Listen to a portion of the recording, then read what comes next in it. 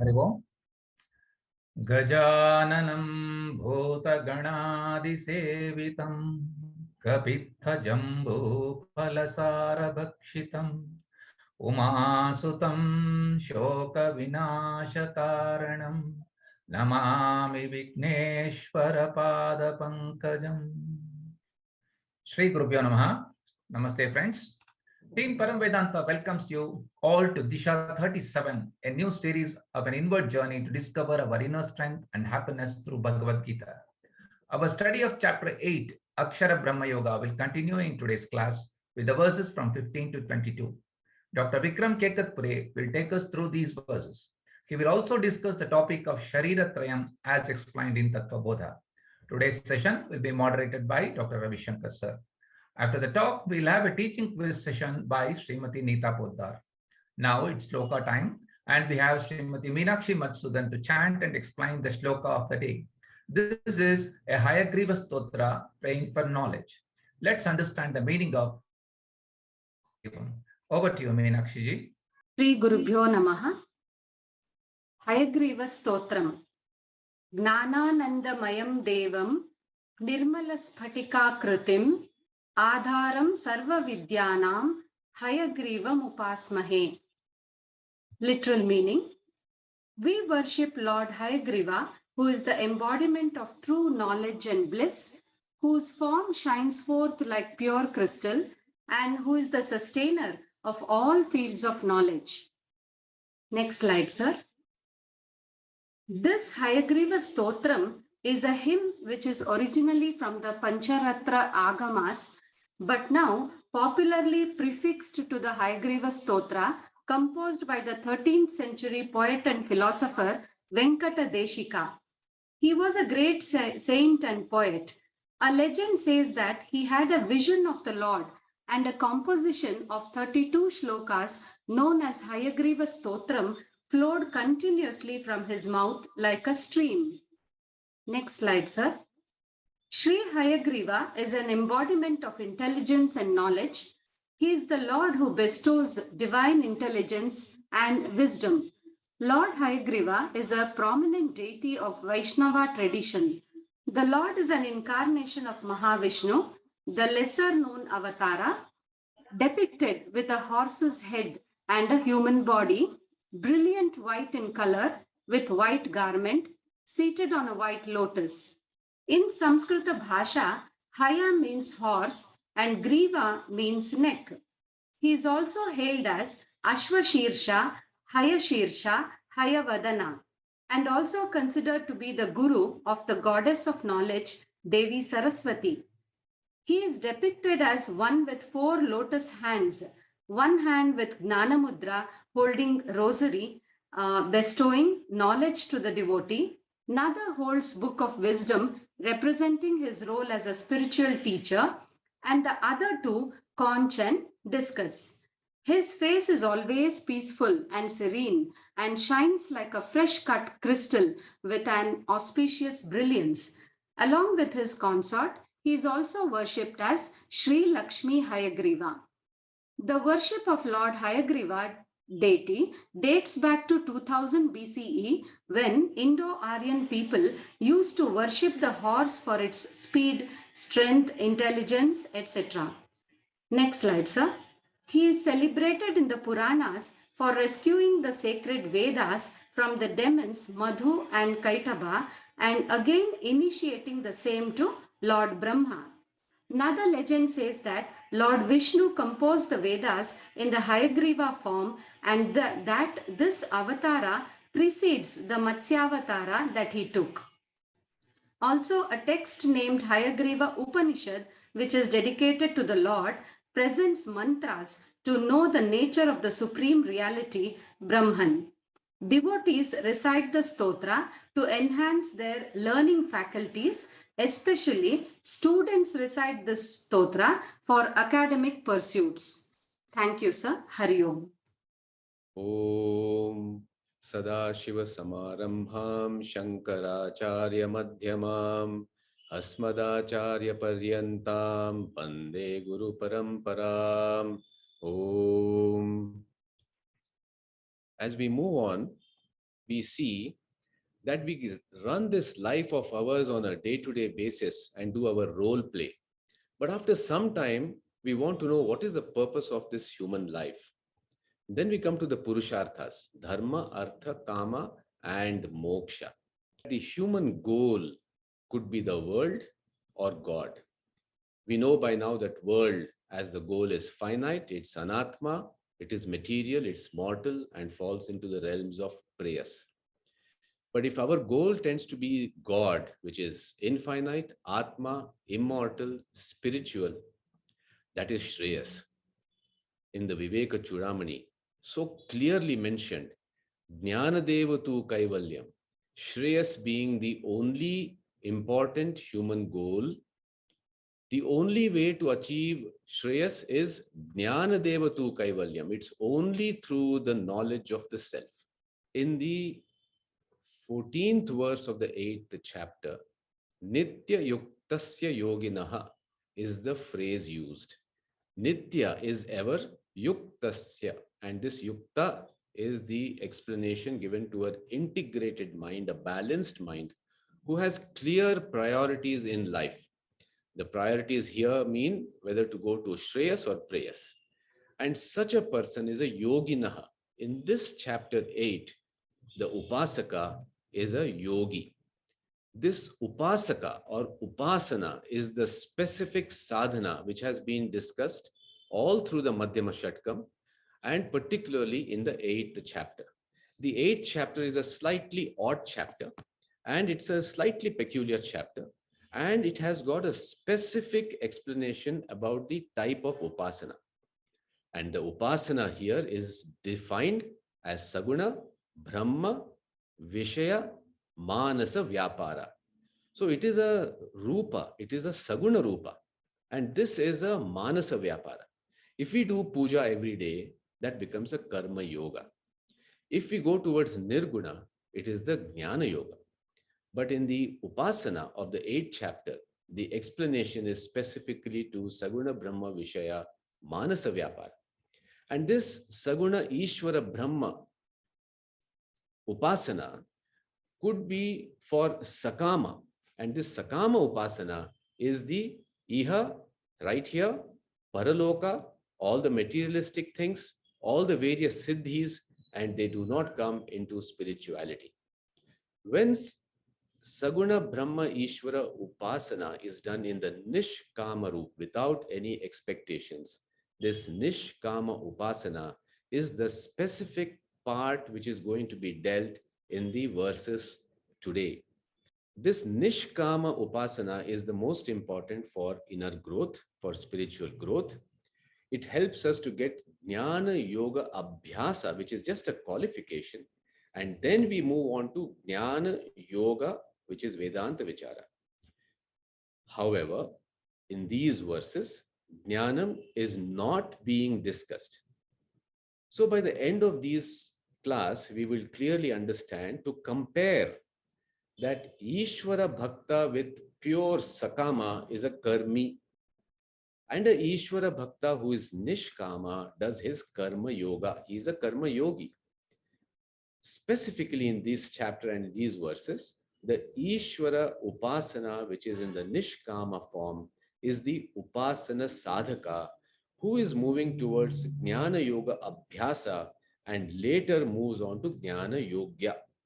That this essence of Nishkama Upasana is going to be very well explained by Dr. Vikram Kekatpure, who is going to compare these goals of God and world and also integrate it with the Shariratraya through the Tattva Bodha. May I now request Dr. Vikram Kekatpure to explain the following verses of chapter 8. Thank you, sir.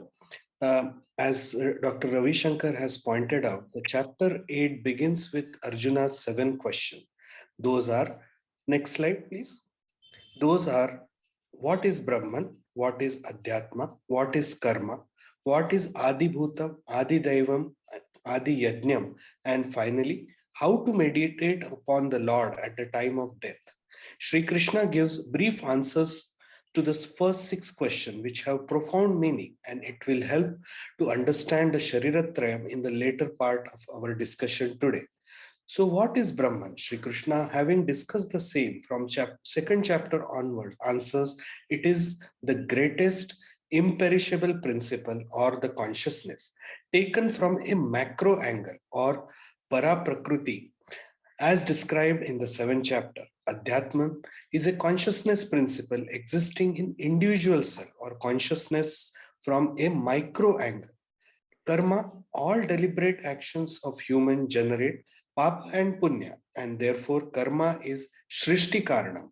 As long as jiva perform karma, there is a need to exhaust all karma before attaining moksha. Till such time, the cycle of life and death continues.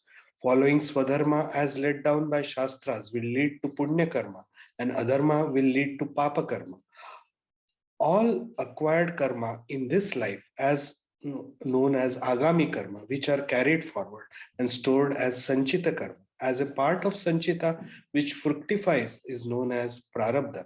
This prarabdha decides the birth and the circumstances in the early life, whether one gets a good family, parents, comforts, etc. One has lot of punya, is born into a life of comfort, while one with a papa is born into hardship. The next question, Adibhutam, everything that is destructible in the world is called Adibhutam. Stula Sharira plus total consciousness, as we know as Virata. Adi Daivitam. Krishna refers to it as Hiranyagarbha. It is the total Sukshma Sharira plus consciousness. Adi Yajna is Ishvara. That is the total Karana Sharira plus consciousness. The final question is Prayana Kale Ishvara Smarana. Krishna says, whatever the person thinks at the time of death, he gets that. Therefore, it is important to think of Lord in order to achieve the ultimate goal of mukti. Does that mean one can do all papa in life and just remember Lord at the time of death and get mukti? No, Krishna says it requires a lifelong preparation. The thought of the God at the time of death does not come easily, as unprepared mind will be preoccupied with fear, anxiety, worldly thoughts like what will happen to my children, property, etc. Sri Krishna therefore describes a Nishkama Saguna Upasana. Such a Upasaka can graduate either to a Nirguna Upasana and gain Jnanam and Moksha in this life here, and this is called as Sadhyo Mukti. But Nirguna Upasana is not easy. As he says, the seeker can continue in Saguna Upasana and remember the Lord at the time of death. Such Upasaka attains Brahmaloka, where he can get Jnana and attain Mukti. And this way is called as Krama Mukti. In verse 15 to 22 of chapter 8, Sri Krishna talks about two human goals. What are these goals? The first goal is the spiritual or the God. In other words, seeking infinity. And the second is human or material goal, which is a finite goal. Material goals are okay and they may give transient pleasure, but they are associated with three doshas. The first one is dukkha mishritam, or always associated with some pain. Atriptikaratvam, the desire to have more. Bandhatvakam, dependence or bondage. This then results into the life and death cycle. God as a goal is the only way, only path for the infinite happiness, security, and therefore mukti.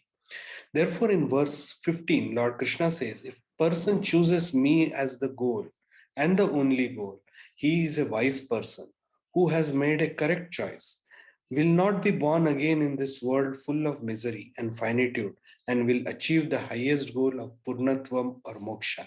Here, Sri Krishna is emphasizing on the clarity of the goal. In verse 16, Sri Krishna says, all 14 loka, we know there are 14 lokas, 6 above the Bhuloka and 7 below. All 14 lokas fall in the finite realm of time and space, which also includes Brahmaloka. 14 lokas, which have been described in the scriptures, 6 heaven which have been mentioned from Bhuvarloka to Brahmaloka with increasing level of security and happiness. However, being in the finite realm, once the Punya Phalam is exhausted, the person has to come back to Bhuloka for earning karma. Acquiring Papa Punya karma is possible only in Bhuloka. Therefore, including Brahmaji, who is the creator, he holds the post for finite time, which is discussed in the next verse. Therefore, Krishna says, Hey Arjuna, come to me who is infinite, not bound by time and space. Once you attain me, there is no life and death cycle. Lifespan of Brahmaji is discussed here. Lifespan of Brahmaji is 100 years. 12 hours of day or kalpa is 1000 Chatura Yuga, which is followed by 12 hours of Pralaya, each lasting 4.32 billion human or solar years. 100 year span is 311 trillion human year.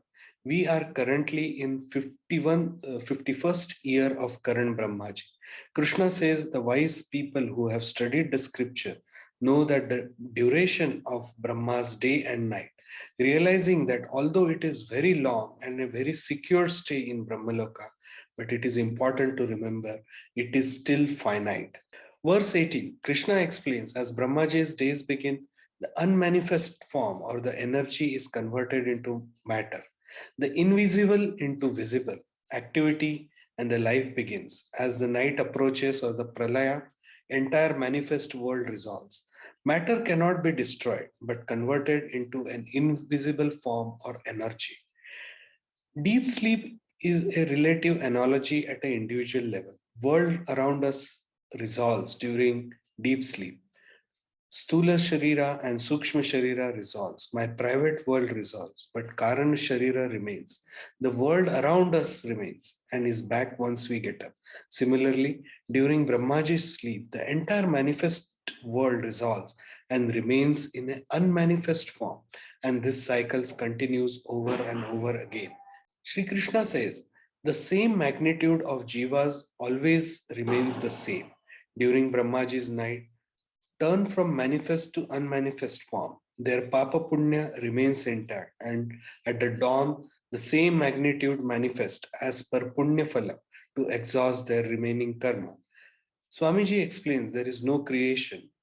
Jiva are also anadi. The number of jivas remains constant. Then how do you explain the increase in the population? We are only considering the human population. Jiva include all humans, animal, plants, etc. Not only here in the Bhuloka, but also in the other lokas. So if the humans are more, that means the plants and animals have become less. And this cycle continues again and again. Verse 20, till this verse, Krishna has dwelled upon the finite world, how the finite and unmanifest cycle goes on. As the law of physics goes, the matter can never be created. It changes from one form to the other.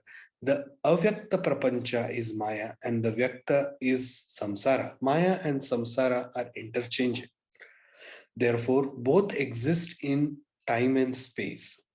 Krishna says there is something more, that which is also unmanifest but does not change, does not perish, even when entire creation is destroyed. This is the observer of matter, changeless principle, called as consciousness or Brahman, one which transcends the notion of time and space. Hey Krishna, that is the, hey Arjuna, that is the ultimate reality. And I want you to discover the oneness with that true reality and the God, which is Avyakta and Sanatan, that is unmanifest and eternal. In verse 21, this unmanifest eternal consciousness principle is imperishable, akshara, or timeless. Sri Krishna says this is the ultimate goal of human. In fact, that is the only goal worth pursuing. I am the supreme Brahman. Attaining that supreme abode, there is no life and death cycle thereafter. Verse 22, Krishna further explains that all beings that in this creation rest in Brahman, and by this the consciousness the whole creation it pervades. So everything in this world is the manifestation of the Lord. Once you drop the unreality, the Brahman is obvious. So how do one reach Brahman? It is not located at any particular place like Kailasha or Brahmaloka. So Krishna says this can only be attained by undivided bhakti, which is Nishkama bhakti. This bhakti with God as the goal. This completes the discussion on two human goals, Atma or Brahman or finite, infinite, and Anatma and the finite or the worldly goal. Krishna is guiding to choose the goals properly. Finite worldly goals are associated with sorrow and pleasure, while infinite Brahman goal is bliss. That brings us to the next part of our discussion, the Shariratraya. Now we come to the next, that is Shariratraya. The Anatma, the perishable part, has 11 components. The three bodies or Shariras, gross, subtle, and causal body, 5 koshas, that is the layers of personality, and 3 avasthas, that is the layer of states of experience. All these are ever changing and perishable, while Atma alone is changeless and permanent. According to Shastra, the three bodies or the layers of the bodies are Sthula Sharira or the gross body, Sukshma Sharira or the subtle body, Karana Sharira or the causal body. The same three bodies are also divided into 5 layers of personality or koshas and 3 states of awareness or the avasthas. Sthula Sharira is Anatma. It is used for the transaction with outer body. It is used for learning, doing things, and experiencing. The experience can be pleasure or painful, or they can be neutral experiences. The neutral experiences are called here as Adi. It is a transient abode to transact with the world, which is dropped at the time of death and a new body. Therefore, the Stula Sharira is Sukha Dukkha Adi Ayatam or abode. This can be compared to the computer hardware as an analogy. Next slide. So what are the material used in the gross body? The gross body is made up of 5 gross elements, that is Akasha, Vayu, Agni, Jala and Prithvi. Akasha is the space within. Vayu is the air, Agni or the temperature which keeps the body warm and functional. Jala or water which constitute the major component, and the earth or the solid part. It is interesting that Shastra proposed these constituents even which the modern science has hold true. Similar classification is seen in ancient Eastern religions like Japanese Shintoism and Buddhism. The next question is, if the raw material is similar, then why every individual is a different? Shastra explains these 5 gross material are Samanya Karana. Other than these elements, there is something called as Vishesha Karana. This makes one body different from the other. Modern science studies show how at the DNA level, the difference between individual is less than 0.1%. Still, we observe great degree of versatility in human population. How is the Vishesh Karanam influence? Shastra says it is the function of your Sanchita and the Prarabdha Karma. Therefore, it is Karma Janni. If the person has lot of good karma in storage, he is born with a healthy body, enabling him to perform his Swadharma and accrue Punya Karma. Next, this gross body is continuously changing and decaying, and there are 6-fold vikaras which are described called as Shad Vikara. Asti means the existence in the womb, in the potential form or the seed form. Jayate, called as the after 9 months, the baby is sufficiently grown to survive in outside world. The process of Jayate is Janmam or Jayate. Vardhate, that is the phrase of growth from the small baby to a young adult.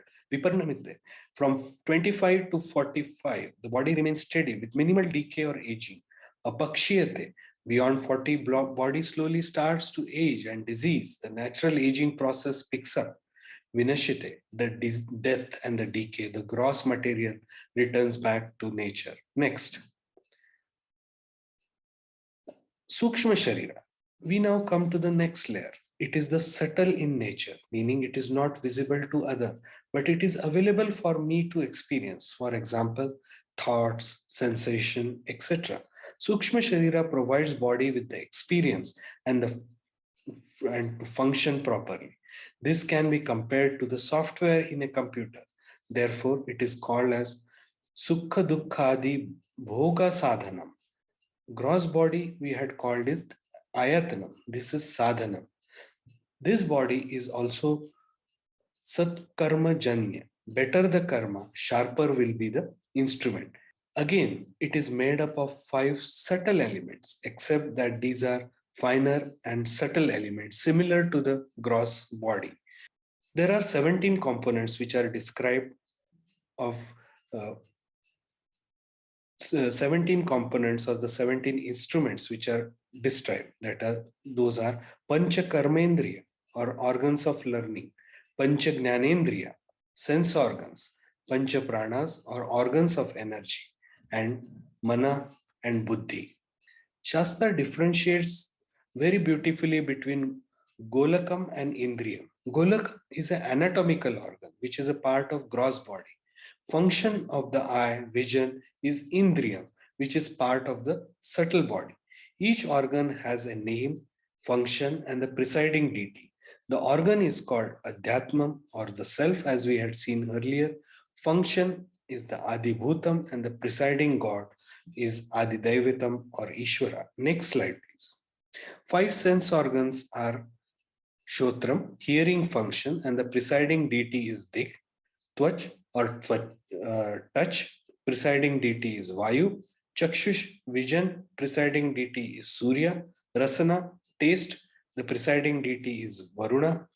Granam, smell, for the 2 nostril, 2 Ashwini Kumars. Next slide, please. 5 organs of action, Vak or speech. The presiding deity is Agni. Pani, hands, presiding deity Indra. Pada or feet, whose presiding deity is Vishnu. Payu, excretion, and the presiding deity here is Yama. Upastha, that is the organs of reproduction, and the presiding deity is Prajapati. Next slide. 5 organs of energy, prana, that is respiration, the oxygen with which we breathe in and out. Apana, excretion, it's an important function to throw out the excretory material from the body. Vyana, circulation system through which the nutrition and the oxygen is provided to all cells in the body so as to function properly. Samana, digestion function. The food which we eat is cooked in 2 ways. The Bhaya Agni, the raw material is cooked outside first so that it can be digested. And then there is a second digestion which happens in the body called as Vaishwanara Agni, which makes the digested food available for assimilation and available for circulation. And that is the Samana function. The next function is Udana or reverse flow. It is important to understand this function clearly. Sukshma Sharira remains in the body till death. When Prarabdha is exhausted, Sukshma has to be separated from the Sthula. The force which is used for separation, that force is called as Udana. Finally, Mana and Buddhi. Mana is the thinking process, analyzing the pros and cons of everything. After a thought needs to come to a decision. This decision-making capacity is called as Buddhi. Therefore, these are 2 separate functions of the same instrument. Sukshma Sharira has a much longer life than Sthula Sharira. It travels from body to body, living the life and death cycle again and again. It carries with it all the vasanas and karmas. At the time of Pralaya, it resolves into Karana Shariram and again enters into life and death cycle at the beginning of Srishti. Karana Shariram is a very subtle and abstract ideas mentioned in a Vedantic text. It represents the potential unmanifest energy form of the creation. Creation resolves into a potential form at the time of Pralaya. As discussed in verse 18 earlier, Brahmaji's night is the Pralaya Kala. Creation is in unmanifest form, the potential form which gives rise to a new Srishti. It is Nirvikalpa Rupa. All attributes may not be visible as a child in the womb. It may not be show entire growth potential, or as in plant, seed, the stem, fruits, leaves, etc. may not be seen, but they are present in a potential form. Swat Swarupa Ajnana, although unmanifest, it is still Anatma and hence perishable. Knowledge of Karana Shariram is not Jnanam. It is Anadi. Same magnitude of being are created in every creation after Pralaya. It needs to be differentiated from ultimate reality, Brahman, which is changeless, all-pervading and beyond time. Therefore, it is avidya. Therefore, to conclude the discussion about two important topics, Sri Krishna has summarized and says there needs to be clarity about the goal. The ultimate goal of human life is to attain moksha and come out of life and death cycle. It is important to understand anatma nature of Shariratraya and focus on path to acquire Brahma Dhyana. Thank you very much, Dr. Vikram. This was very nicely explained, absolutely clear, crystal clear about the Tattva Bodha part. So also the integration and assimilation of those aspects with the verses from 15 to 22 of the 8th chapter. The purpose of these couple of slides is only to reinforce what has been explained so beautifully well. If our goal is the karma phalam of what we do, it is finite and parichinna. If we do the nishkama upasana, it goes into the realms of moving towards krama mukti, and the goal is aparichinna. If our aspects of aspirations and thoughts are towards the karya karana of life, which is the vyakta prapancha or the manifest prapancha, or for that matter, the avyakta prapancha or the unmanifest one, that falls into the realms of Maya, which is still into the aparichinna part. Swami Paramarthanandaji has so beautifully explained the highlight of these verses should be the ultimate goal, which is the unmanifest two, which is the consciousness principle, which is the witness of the Avastatraya. We understand this consciousness principle as adrishya, agrahya, agotram, avarnam, achakshuhu apani apadam. And so it is nityam, it is vibhum, it is eternal, vibhum is superior, it is the supreme, it is the greatest, it is sarvagataha, it is absolutely sukshma, and it is avyayam, which is eternal, inexhaustible, immutable. So the take-home message of these verses, if we have to just make one little statement, karma phala is parichinna. Nishkama upasana phala is aparichinna, which is the idea of these verses. So the goal, if it is finite or infinite, we have to choose. And as we go later into the next disha, we will understand that the paths are two, the destinations are two. The essence of these verses is to highlight that upasana is better than karma, and there has been no discussion on jnanam in these verses.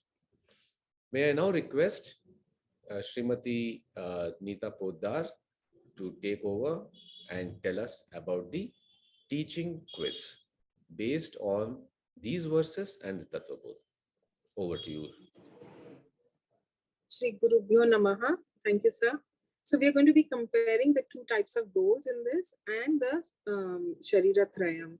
So first we'll talk about the Tattva Bodha, the Shariratrayam. We saw that our body actually has three components. One which you can see, the physical Sthula Sharira, the one which we cannot see, which is called the Sukshma Sharira, the subtle body, and then more subtler than that is the causal body, the seed of the other two, Karana Sharira. So the question now, the first question is, the Stula Sharira is made up of which material? Is made of all the Panchabhutas. Yeah, the Stula Sharira is made up of the Panchabhutas, Stula Panchabhutas, the Akashas, Vayu, Agni, Jalam, and Prithvi. Next. So the body goes through a lot of modification. It's called the Shat Bhava Vikaraha. What are the 6 modifications that the body goes through?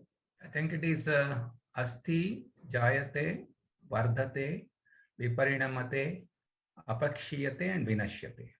Very nice. Asti is the potential form which exists in the womb. Jayate, Vardhate, Viparinamate, Apakshiyate, and Vinashyate. Very good. Next. So the subtle body, Sir explained, has 17 components. Here we've said 19 components. I'll explain the difference. The 5 pranas, the 5 karmendriyas, the 5 jnanendriyas, and the 4 components of the mind. Sir explained it as 2 components. Here we're just explaining it as 4 components. There is, sometimes they say it 4, sometimes they say it as 2. So can you name the Pancha Pranas first? Pancha Pranas are Prana, Apana, Udana, Apana, and one more thing is Samana. Samana. Very nice. So they are the life force, the energy force, which help in the physiological functions of the body. Next. The faculty of mind has 4-fold functions. Sir explained it as 2. Sometimes they are divided, subdivided into 4. Can you name them? Venkatesh, you can say the 2 or the 4, whichever. It is Manaha, Buddhihi, Chitta, and Ahankara. These are the 4. Right. So the Manaha is emotional faculty, Buddhi is intellect and the rational faculty. Chitta sometimes comes with Mana, which is the memory, and Ahankara is the faculty of, which gives you the sense of I-ness, the limited I, and which is actually the problem, which creates the distress and the world of bondage. So Ahankara is sometimes joined with Buddhi. Next. Normally, avidya means ignorance. In Shariratrayam, what is avidya referring to? There is reference to Sthula Shariram. Sthula Shariram. No. Avidya, the answer please. Avidya is referring to the Karana Sharira, the causal matter. The subtle and the gross matter arise from this causal unmanifest form. Next. So among the 3 Sharirams, which has got the longest life? Obviously, it is Karana Shariram. Yes. The Karana Sharira continues to exist even after Pralayam. It is the seed for the next creation. Karana Sharira is resolved only on liberation. Question 7. Next. So we come to the Bhagavad Gita verses from 15 to 22nd of the 8th chapter. Here Krishna speaks about 2 types of human goals we heard. God, the infinite, the spiritual goal, and the world, which is the finite, the materialistic goal. So when we are looking out for the finite goals and we are reaching out for them, Lord Krishna enumerates 3-fold doshas of the finite goals. Can you name them, Venkatesh? I think it is not permanent, insatiable, and I don't know the third one. So the acronym which we give is, to remember it, is BAD. It's Bandhakatvam, Atrithikaratvam. It does, it binds you and it doesn't satisfy. Every time we achieve a goal, we look out for the next one, the next one, the next one. So there's always a sense of dissatisfaction. You're not, and the third one is dukkha mishritatvam, which is, the acquisition of that goal has some pain, then the preservation and the resolution, or if you lose it, there is some pain involved. So these are the faults of the goals, or the goals which creates bondage. Right. It is insatiable and it becomes sorrow. It brings in sorrow. Right. Thank you. Next question. So, sir explained yuga, which is the duration of time. Can you name the four Chatur Yugas? Yes, Treta Yuga, Kali Yuga, Dwapara Yuga, and Krita Yuga or Satya Yuga. Right. So Krita Not in Yuga, that order. Satya Yuga, yeah, it's okay, no problem. Krita Yuga is so Krita Yuga, Treta Yuga, Dwapara Yuga, and Kali Yuga. So Kali Yuga is one Kali Yuga is 4,32,000. Dwapara Yuga is 2 times of the Kali Yuga. Treta Yuga is 3 times of Kali Yuga, and Satya or Krita Yuga is 4 times of Kali Yuga. And together they make one Chatur Yuga. The next question is based again on this. What is the duration of Brahmaji's one calendar day? That is day and night. Oh, 4 Chatur Yugas. Am I right? It's 2,000 of those 4 Chatur Yugas. 2,000. So 1,000 of the day and 1,000. Sir explained it as 1,000 because he was only including the daytime, and then 1,000 is the nighttime. In the daytime, there is manifestation. In the nighttime, there is unmanifestation, the pralaya, which he explained.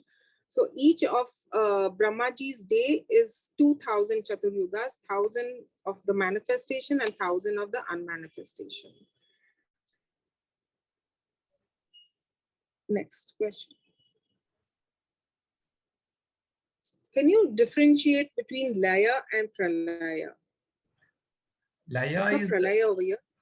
It is a temporary. Pralaya is a permanent. Laya is the sleep, and Pralaya is the death. Something like that. Right. So Laya is what we experience in everyday life when we sleep. The answer. Laya is when the individual sleeps, it's at the micro level. And what happens in this is you do not experience the world outside. Time, space, emotions, your ignorance, your knowledge, all go into the dormant condition. They are dormant, not destroyed. But for the rest of the people, the world continues. So this is only for you. In deep sleep, you do not face the world. You do not experience the world. Whatever outside is happening, you at that point you forget all that. In Pralaya, the Brahma, that is when Brahmaji sleeps, which includes the 1,000 Chatur Yugas. That's the period for which Brahmaji sleeps. The world goes into the potential dormant form, the unmanifest form, the avyaktam state. True or false? From in the verse 8.19, he says, Sa eva ayam, that is, new fresh jivas are created after pralayam. Is that true or false? The answers are already given, I guess. So no jivas are created or manifested, because what would be the reason for these jivas to be created? There's no purva karma for them. So, and same thing, the same multitude, sir had explained, the same multitude of beings come back again and again, they are nadi. So then you'll wonder that why is there population explosion? There's so many more humans, but we have to remember that we are including all the beings in all the lokas. And when the number of human beings increase, the number of beings in the other lokas and other animals, insects reduce. Next. As per these verses, between karma phalam and upasana phalam, which was superior according to Sri Krishna? Even Dr. Ravi Shankar explained this.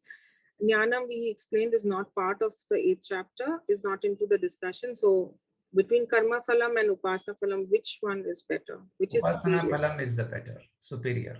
Yes, yes. The upasana phalam is the superior. You can reach Brahma Loka, and there you can get jnanam from Brahmaji himself and get Krama Mukti. You achieve the aparichinnam infinite goal. In verse 8.20, what does the phrase Anya Avyaktat Bhava mean? Difficult one. Bhava. Sarva Bhuteshu. Treating every jiva as one, treating self as everyone as self. Abhyaktat bhava. So this means basically that besides the manifest matter and the unmanifest matter, besides that, we talk about there's some things which we can't see, but still it's there. We explain the indriyas, and the mind. There is another unmanifest principle which is called Anya Avyaktat Bhava, and that is the consciousness principle. Answer, please. Madhuji, you can move a little bit faster, please. Yeah. So the Anya Avyaktat Bhava is the unmanifest principle, which is the consciousness principle, Brahman. It is also called Purushottama in the 15th chapter, Para Prakriti in the 7th chapter, Kshetrajna in the 13th chapter. In this verse, which are the two phrases that refer to attaining Brahman is the highest goal, and that Brahman is my supreme nature? One is Paramam Gatim. Yes. Tadhama Paramam. Tadhama Paramam Mama is Brahman is my true supreme nature. Yes.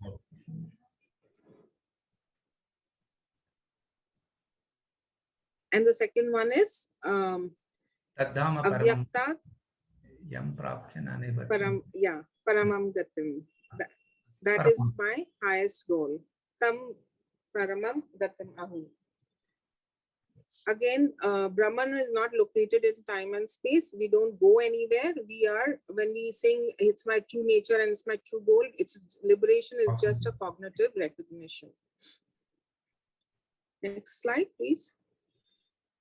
In verse 8.22, Krishna tells Arjuna there is a method to attain this Paraprakriti.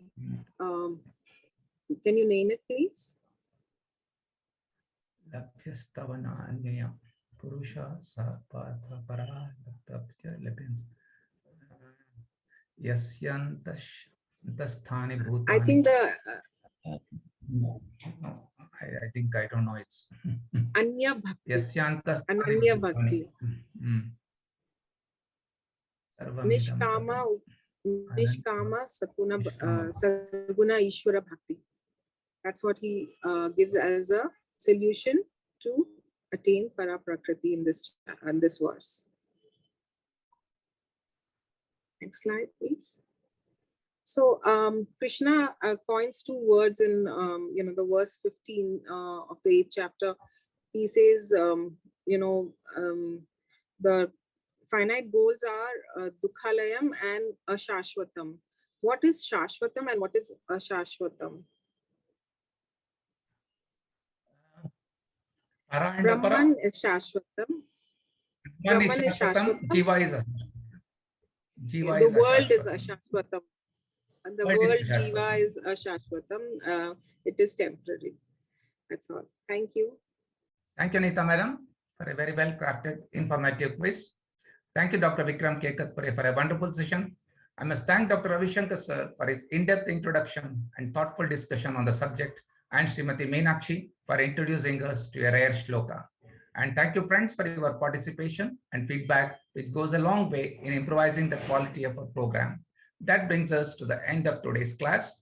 Friends, Saturday, the 3rd December happens to be Gita Jayanti. We have therefore designed a special session on Friday, 2nd December, Let us log in at 6:45 p.m. sharp. Thank you. We will conclude with our usual Shanti mantra. Om Purnamadah Purnamidam Purnat Purnamudachyate Purnasya Purnamadaya Purnamevavashishyate. Om Shanti Shanti Shanti. Hari Om. Shri Gurubhyo Namaha. Hari Om.